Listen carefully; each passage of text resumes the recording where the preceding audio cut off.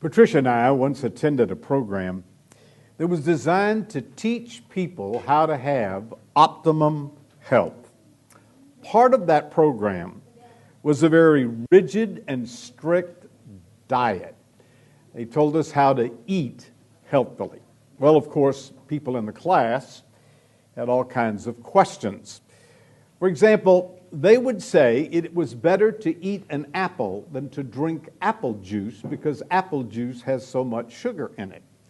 And people in the class would respond by saying, well, now, wait a minute. Does that mean you should never drink apple juice? Well, the people teaching those classes had a standard answer for that. Their standard answer went something like this: it is better than drinking a soda. They wouldn't exactly endorse it, but they would just constantly say, this is better than that. So we walked away from that program thinking there's a way to live a better than life. And we applied it to more than just eating food. As a matter of fact, we talk about that rather frequently. Well, it seems to me that that is exactly what the Bible recommends, at least in one passage of Scripture. In the Old Testament book of Ecclesiastes, would you turn with me to Ecclesiastes chapter 7, where Solomon recommends a better than life. He is recommending that you live better than. And he tells us what those better than things are.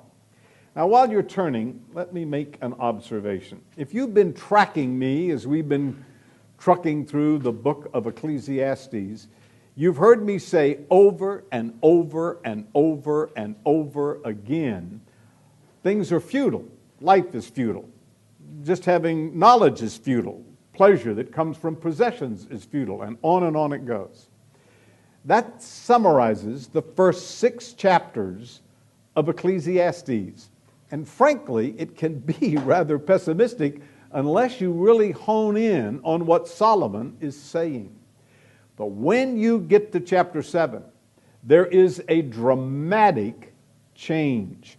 All of a sudden, instead of a narrative, he is giving more proverbial statements that are characterized by brief sentences rather than a story-type narrative. Furthermore, the subject seems to change. At this point, he is now going to talk about wisdom a lot more than he's going to talk about futility. So let's begin reading in Ecclesiastes chapter 7, verse 1. He says, "A good name is better than precious ointment, and the days of death than the days of one's birth.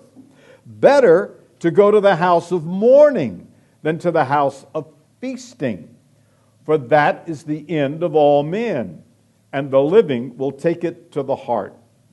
Sorrow is better than laughter, for by a sad countenance the heart is made better.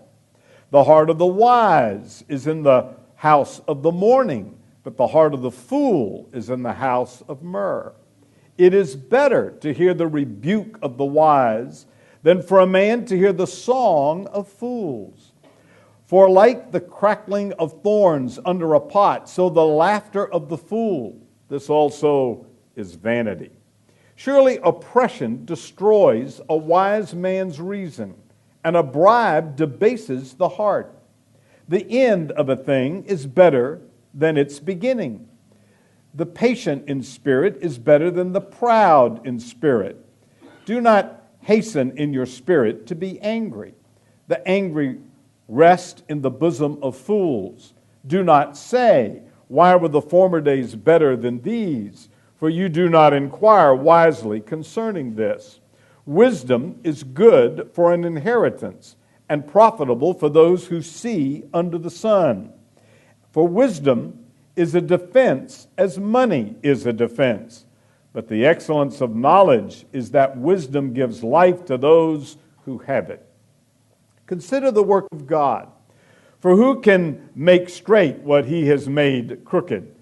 In the days of prosperity, Be joyful, but in the days of adversity, consider surely God has appointed the one as well as the other, so that he can find out nothing that will come after him. Now, if you listened carefully, you saw the word better pop out over and over again. It appears 8 times in these 14 verses. It doesn't exactly use the word better in each case, but it just so happens there are 8 things that he says in this passage are better than the other. So what I'm going to do is jog through these 8 things.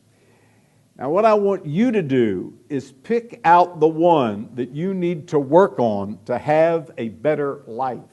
When we get to the end, I might ask you which one you picked out. Not seriously, but that's what you need to do, all right? Let's talk about living a better than life. What is better than what? Well, Solomon gives us 8 examples. Look at verse 1. A good name is better than precious ointment, for the days of death than the days of one's birth. Now, actually, he is talking here about something that's rather obvious, I think. In this case, he is saying having a good name is better than having a precious ointment. In the Bible, a good name is sort of like having a good reputation. And having a good reputation is a reflection of having good character. So what he's doing here is comparing having a good character rather than having precious ointment. Now, why would he say that? Well, in the ancient world, that precious ointment that he's talking about was the crown of a luxurious lifestyle. So what he's saying in this verse is, it is better to have good character than living a luxurious lifestyle.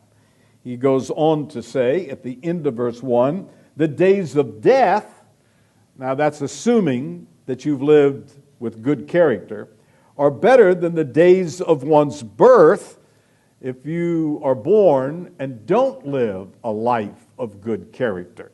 So the basic point of verse 1 is this: having good character is better than living a luxurious lifestyle, and nothing more is evident than when you come to the day of death that you've lived a good lifestyle of character rather than just lived in luxury.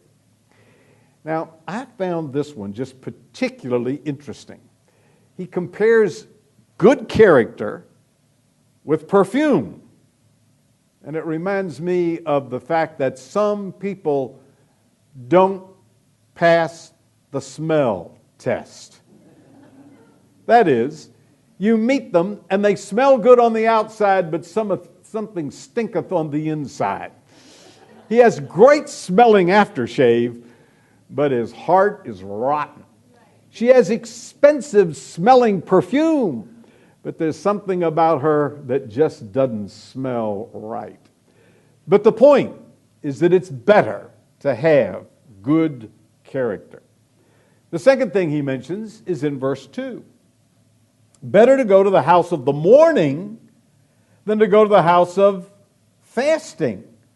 For what is the end of all, and the living will take it to the heart? What in the world is he talking about? It's better to go to the house of mourning than to go to the feast, a house where there's a feast. Well, he's obviously saying it's better to visit a house where there's mourning, probably referring to a funeral, if you will. It's better to go to a funeral than to go to a banquet. That's what that verse is saying. Wow. Now, I must confess, that has occurred to me. As a pastor, I have to do funerals and weddings. And it actually occurred to me some time ago, there are sometimes I have a funeral, and the person lived a good and godly life, and they're now with the Lord, and I am confident of that, and I walk out of the funeral, sad as it may be, thinking, that person's better off. He or she is with the Lord. I've conducted weddings where there was a banquet afterwards, and I've wondered, what in the world did I do? I just tied a knot. Was it a slip knot? Are they going to make it, or are they not? Now, that's probably not exactly what Solomon is saying, but it's sort of the idea that you can go to a house where there's mourning and be better off than going to a banquet and feasting on a lot of food. Now, that isn't hard to agree with. He explains in the latter part of verse 2, for that in the end of whatever you're doing, the living will take it to heart. So the point he seems to be making is this: if you go to the house of mourning and take it to heart, and you realize, this person died, and that leads you to think about the brevity of life, and that leads you to think, maybe there's some improvements I need to make before I die, then going to the house of mourning is better than going and feeding your face at a feast. He amplifies this in verse 3. Sorrow is better than laughter, for by a sad countenance the heart is made better. Matter of fact, if you don't mind marking in your Bible, underline the heart is made better. That, it seems to me, is the essence of the first 14 verses in this chapter. That if you do what he's talking about, you are better. The heart is better off. That is what he is saying. So, if you go to the house of mourning and you understand how short life is, and you apply that, you're better off than if you went and ate a lot of fattening foods and didn't get over it, kept eating. So it's better to go to the house of mourning than the house of feasting, to use Solomon's phrase. Somebody has said, when wealth is lost, nothing is lost. When health is lost, something is lost. When character is lost, all is lost. Going to the house of mourning may make you a better person. And that is his point in verse 3. Verse 4, he amplifies again, the heart of the wise is in the house of mourning, but the heart of fools is in the house of myrrh. It's in that house of mourning that you gain things that will make you a better person. You can lose all kinds of things, but don't lose your character. You're wise if you go to the house of mourning and come out a better person, rather than going to a party and just being entertained for the evening. So the second thing he says is, visiting a house of mourning is better than visiting a house where there's just food and frivolity. The third thing he says is in verse 5. It is better to hear the rebuke of the wise than for a man to hear the song of fools. For the crackling of the thorn under the pot, so is the laughter of the fool. This also is vanity. This one's simple enough. He's talking about being rebuked. Have you ever been rebuked? Ever got rebuked by your boss? A teacher? How about your spouse? A friend? That is not pleasant to hear, is it? Nobody likes to be corrected, or especially rebuked. I would much prefer to hear some pleasant music. Now let me ask you, would you rather hear music or rebuking? Well, here's what Solomon says. He says it's better to hear the rebuke of the wise than for a man to hear the song of the fool. Why? He explains in verse 6, the crackling of thorns under a pot. Put a bunch of dry brush under a pot and light a match. That's what laughter is of the fool. It's vanity. You'll recall the word vanity in the book of Ecclesiastes means breath, vapor. Remember when you were a kid, you had that thing where you got this little bottle of soap and you put a little thing in it, a dipper in it, and you blew through it and it blew bubbles? Well, that's what he's saying. That hearing the songs of fools is like those little bubbles. It lasts for a minute and it's gone. But if you are rebuked by a wise man, that could make you a better person. So in that sense, it's better to hear the rebuke of the wise than the song of the fools. Wow. It's better to hear the rebuke of the wise than the song of the fools. Matter of fact, even if it stung a little bit, and rebuke does, then sorrow is better than the song of fools. So what you need to do is listen to the rebuke and listen to it carefully. If you listen to it as coming from a wise man, you can actually be better off. There's a man named Gordon MacDonald. He was a successful pastor, wrote a number of books. I heard him speak at a pastor's conference once. But when he was a young man, he was walking down the street with a missionary friend when he made a derogatory comment about a mutual acquaintance. The missionary immediately rebuked him, and here's what he said: "Gordon, a man of God would not say such a thing about another person." Now that's a rebuke to a pastor. In his book, Restoring Your Spiritual Passion, he later wrote, "The rebuke stung, and I lived with the pain for many days afterward. But I'll always be grateful for that rebuke, painful as it was, because I heard those words every time I'm about to embarrass myself with a needless comment about another person. That was a rebuke that forced me to grow. Looking back, I realized that rebukes were and still are among my greatest learning moments." End of quote.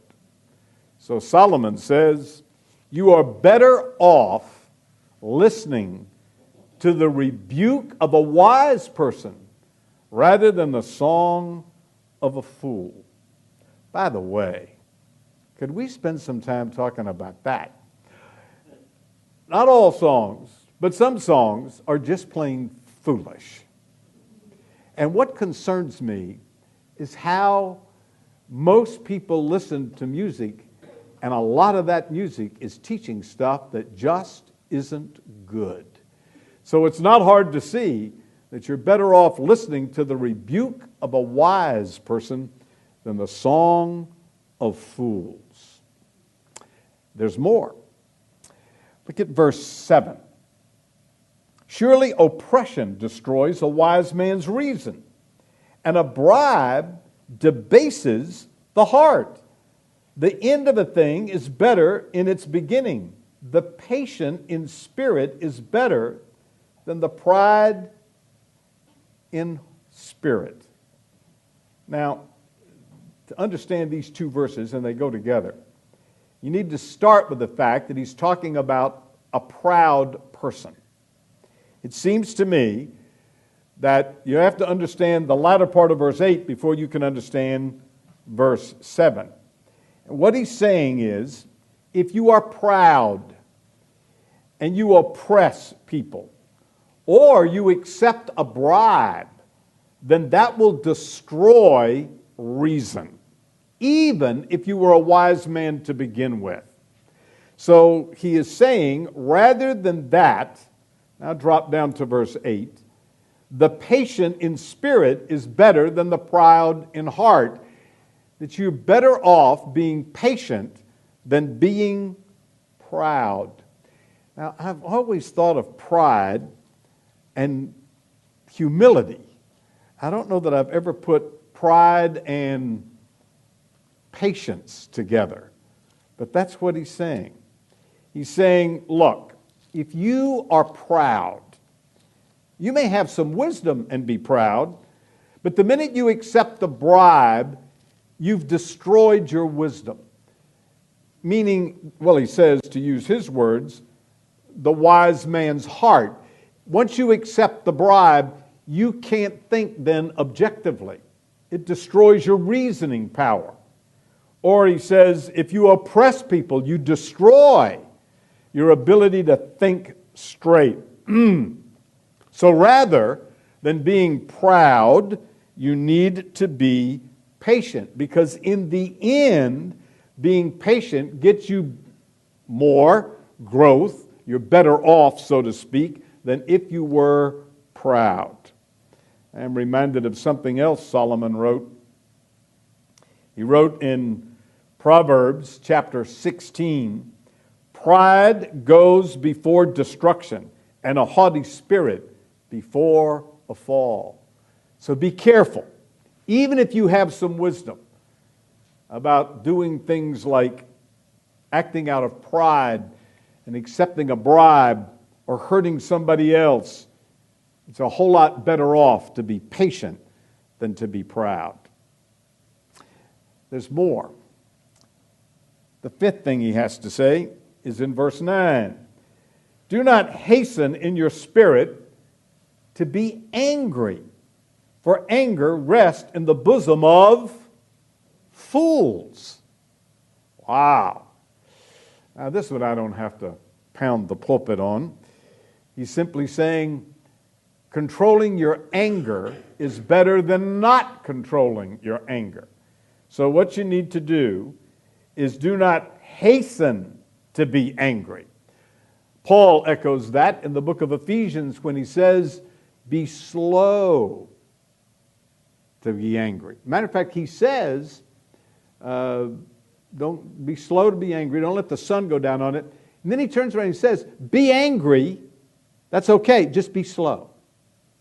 Be angry and sin not. And so Solomon says something similar. He says, look, if you're going to get angry, be slow to get angry.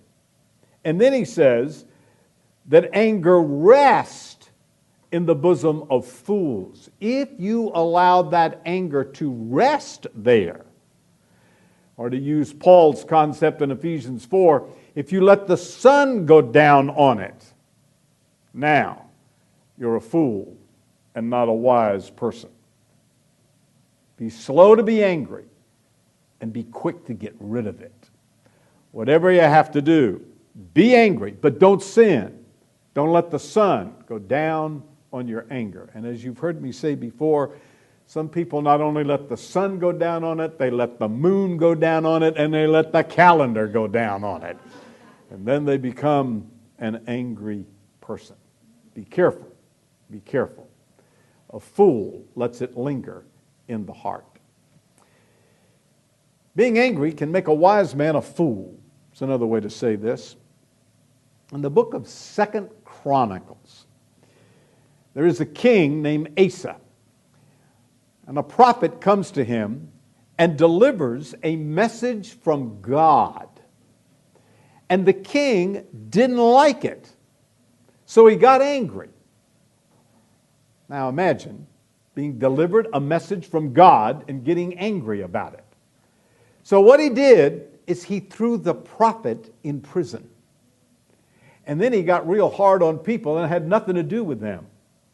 So anger can make a fool out of a otherwise wise person. The sixth specific illustration he gives is in verse 10.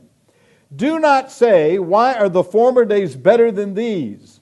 For you do not inquire wisely concerning this. Live in the present.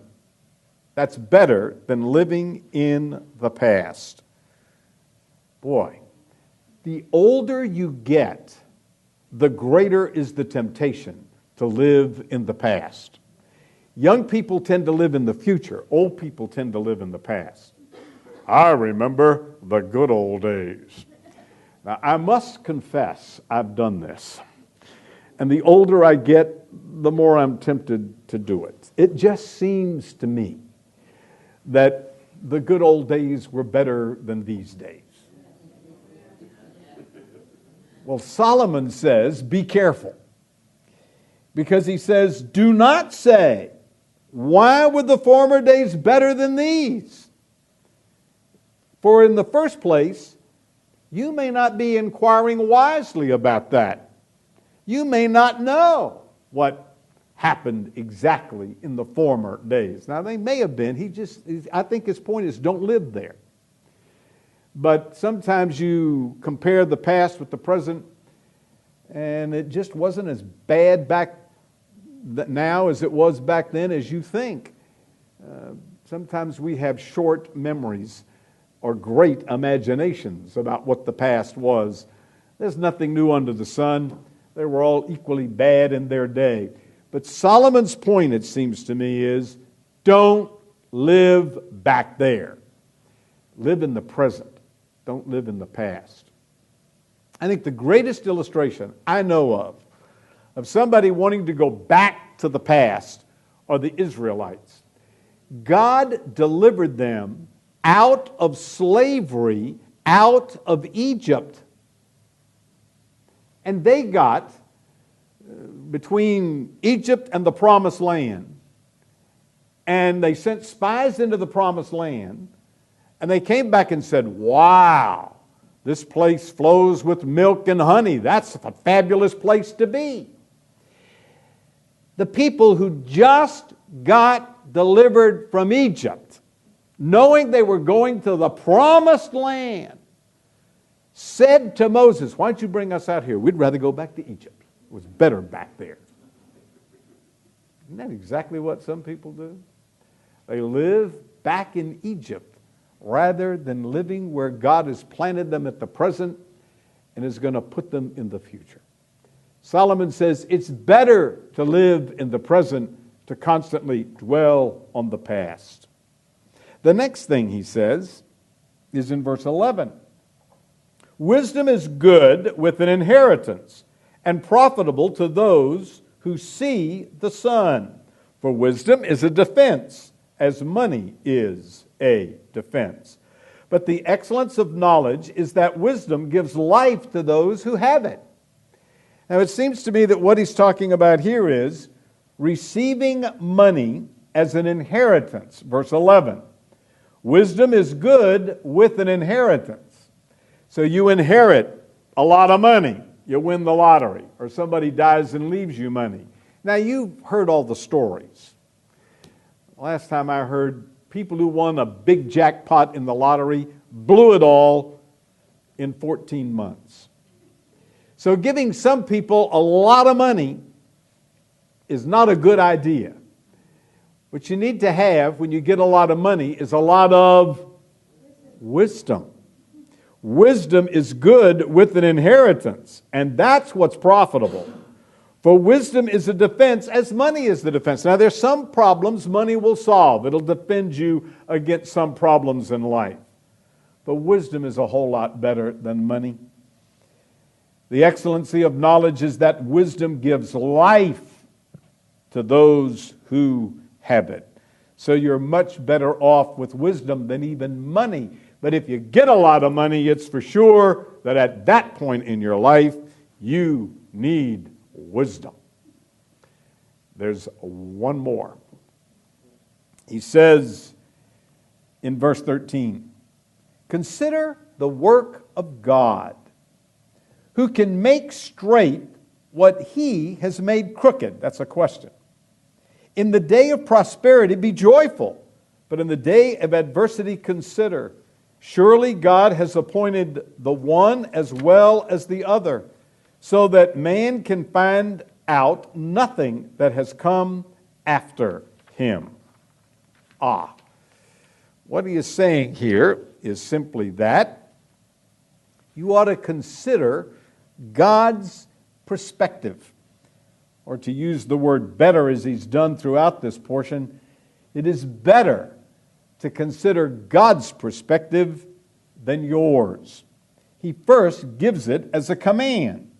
Verse 13, consider the work of God. Consider God's perspective. That's the point. Then he explains, when you try to figure it out on your own, verse 13, you can't make straight what's crooked. You can't figure it out, and you can't straighten it out.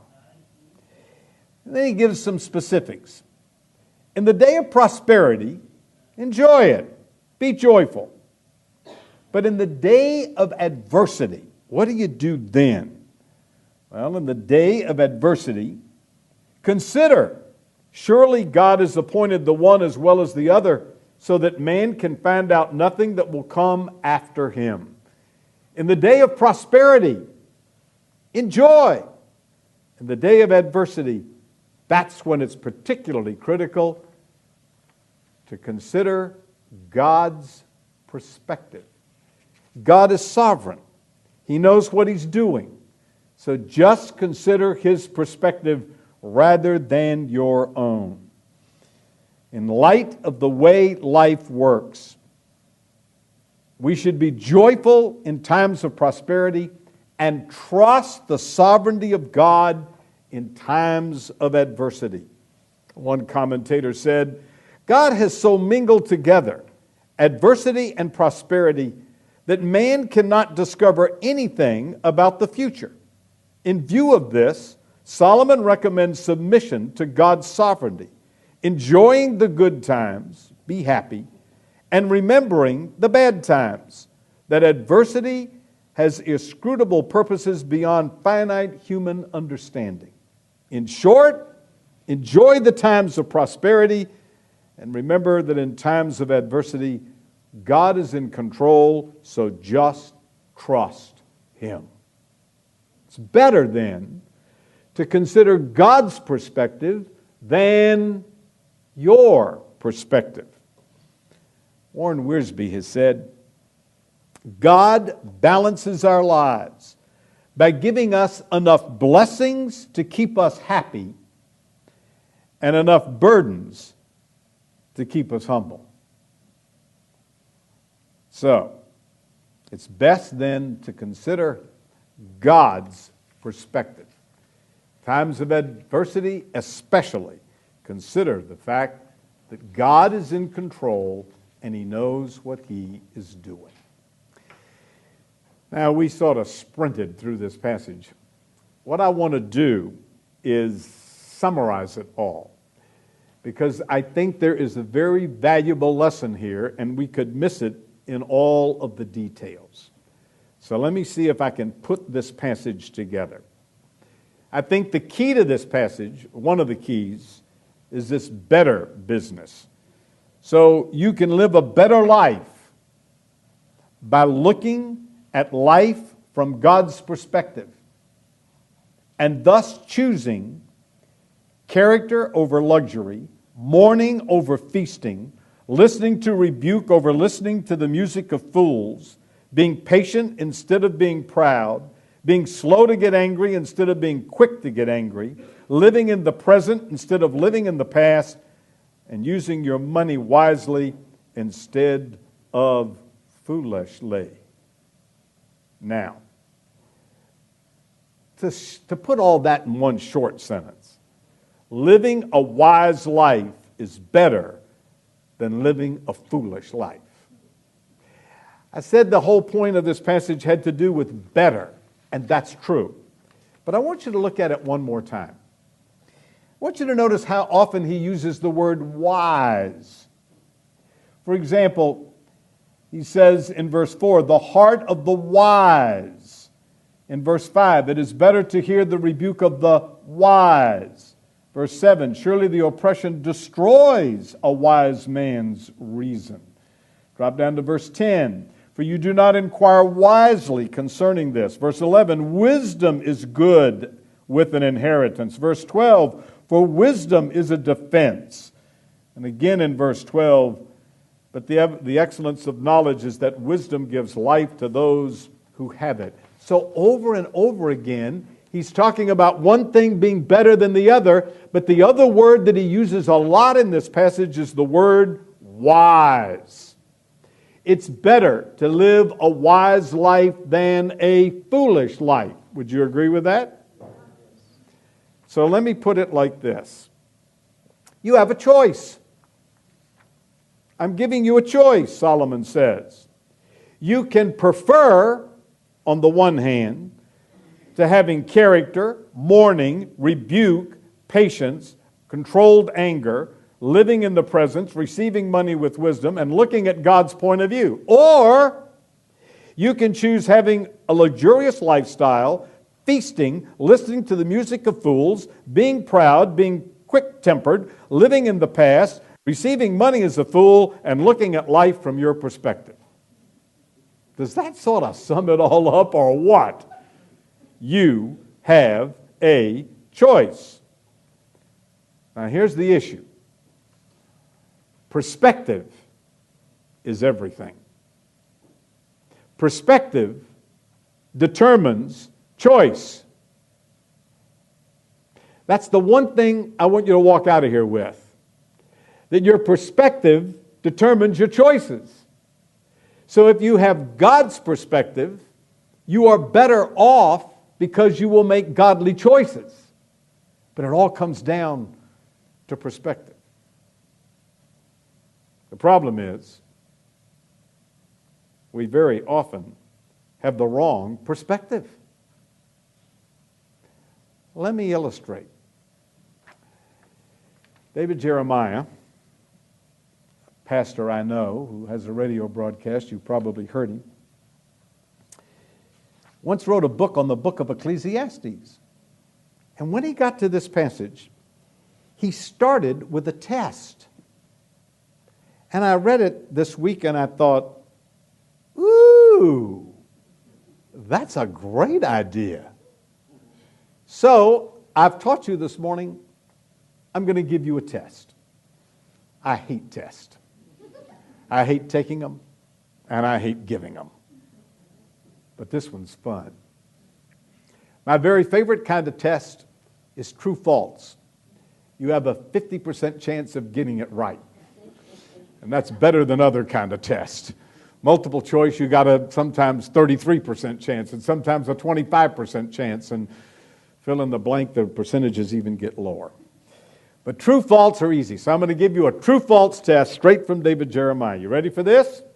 I'm going to ask questions, I make statements, and you're to answer true or false. Now, what I've been tempted to do is ask you to raise your hand true or false every time. But I'm not going to do that. You ready? I like laughter better than crying. True or false? Number 2, I like weddings better than funerals. True or false? Number 3, I like thinking about my birthday better than thinking about my dying day. True or false? Next, I like compliments better than criticism. True or false? And his last one, I like the good old days better than the way things are now. True or false? That one depends on your age. Here's what Jeremiah said. If you answered any or all of these statements as true, Solomon would flunk you. What I thought was interesting is that it unmasks the way we think. And I'm included in this. I have to confess, I went through this passage and I said, I don't like rebuke. I don't like criticism, and I much prefer compliments and good music. I'd rather hear good music than a compliment. I mean, a rebuke. But that's Solomon's point, isn't it? Listening to music doesn't make you better. Listening to the music of fools doesn't make you a better person. So you're better off, which is the point of verse 3. The heart is made better by these other things that he mentions and the other things that we've gone over. So here's the point. Perspective determines choices.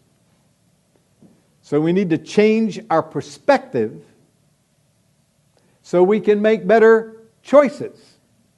We need to think like God thinks. We need to take God's perspective.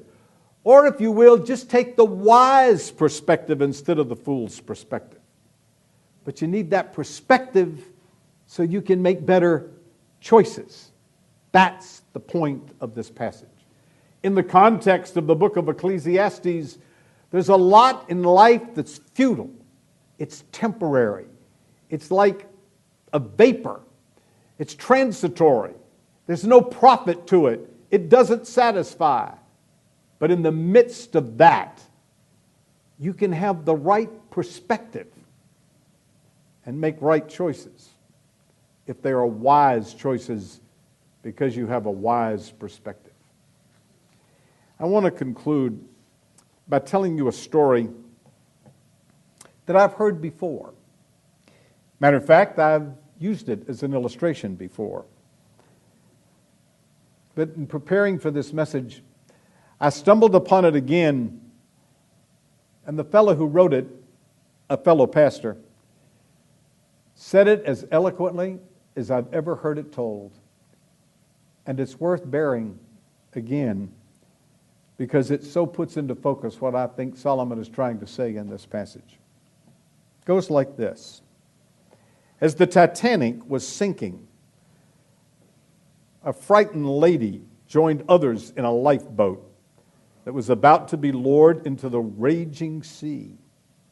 Sitting in the lifeboat, it suddenly dawned on her there was something she needed. So she asked permission to return to her stateroom before they cast off. She was told she had 3 minutes, and after that they would leave without her. The pastor describes what happens next. In his words, quote, she ran across the deck that was almost already slanted at a dangerous angle. She raced through the gambling room with all of the money that had rolled to one side, ankle deep. She came to her stateroom and quickly pushed aside her diamond rings, her expensive bracelets and necklaces as she reached on the shelf above her bed and grabbed 3 oranges. She quickly found her way back to the lifeboat and got in.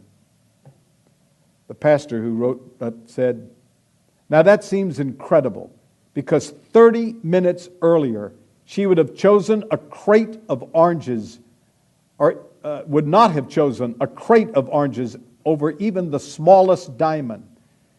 Death had boarded the Titanic. One blast of its awful breath transformed all values. Instantaneously, priceless things had become worthless, and worthless things had become priceless. And in that moment, she preferred 3 small oranges to a crate of diamonds.